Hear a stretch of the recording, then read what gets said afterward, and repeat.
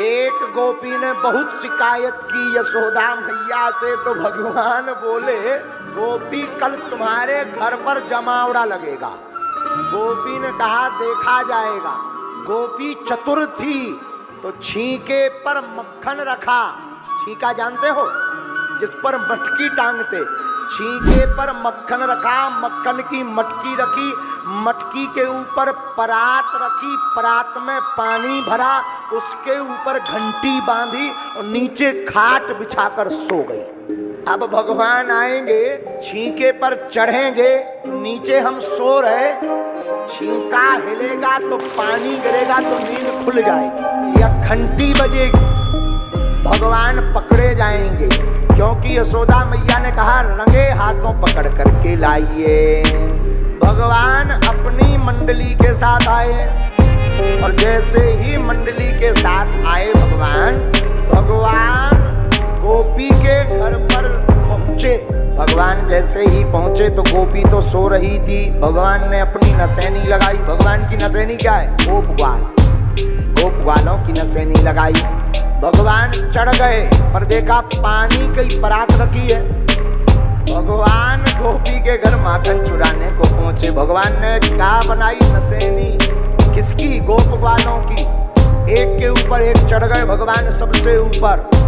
भगवान ने देखा परात में पानी है तो तुरंत जमुना जी की बालू मंगाकर उस परात में डालकर पानी को रेवती ने सोख लिया और परात को भगवान ने नीचे कर दिया।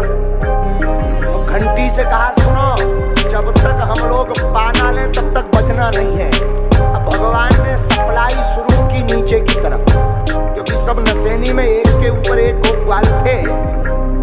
भगवान माखन देवे, ऊपर वाले गोप ग्वाल को वो नीचे वाले को भेजे, वो नीचे वाले को, लेकिन सबसे नीचे लगे थे श्रीदामा। ऊपर से तो माखन आ गए, लेकिन श्रीदामा के पहले जो मधुमंगल लगे थे वो श्रीदामा का खा जावे। श्रीदामा का हिस्सा गायब। अब सुनिए क्या बढ़िया पॉइंट है। तो श्रीदामा ने सोचा कि अगर हमें जब खाने को नहीं मिल रहा, हम ही बोझ लादे हैं, तो एक काम क्यों ना करें, हम खिसक जाएं। अच्छा, नीचे वाला कोई खिसक जाए तो ऊपर वालों का क्या होगा? तो भगवान कृष्ण मक्खन तो ऊपर से भेज रहे थे, लेकिन नीचे सप्लाई नहीं पहुंच रही। तो मधुमंगल ने क्या किया कि नीचे से खिसक गए। जो ऊपर वाले थे वो दंड फंद हो गए। भगवान ने सोचा हम ही गिर जाएंगे तो पर दुनिया का क्या होगा? भगवान तो वही है जो गिरे ना। भगवान ने जो छींका था, छींका को ही पकड़ लिया। अब भगवान लगे झूला झूलने।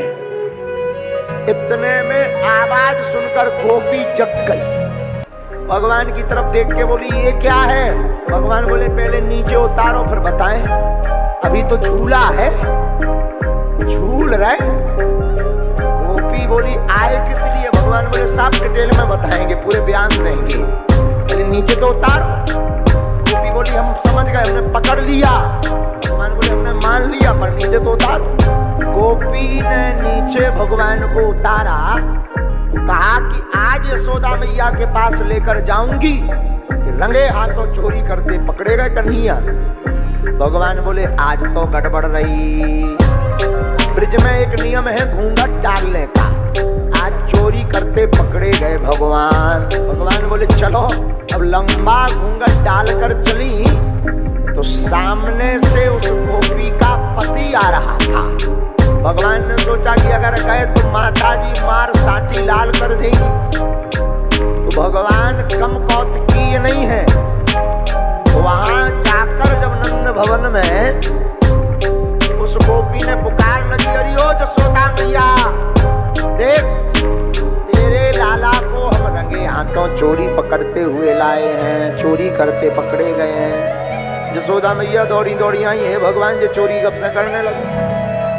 लेकिन जैसे ही यशोदा मैया आई तो भगवान का एक नाम है लीला पुरुषोत्तम। भगवान उस गोपी के पति का रूप धारण कर लेते हैं।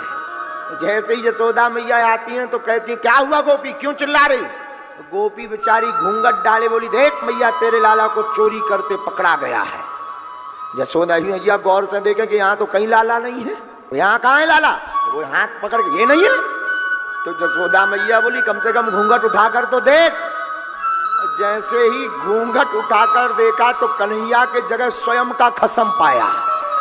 फिर क्या, जसोदा मैया बोली भांग बांग तो नहीं खाए घूम रही। तब बड़ी शर्मिंदगी महसूस हुई, गोपी भागी आई। भगवान दूसरी मोड़ पर मिलकर के अंगूठा दिखाकर बोले कहो गोपी कैसी रही। गोपी हाथ जोड़कर बोली आपकी लीला का पार पाना बहुत मुश्किल है। इसलिए भगवान का नाम क्या है? लीला पुरुषोत्तम।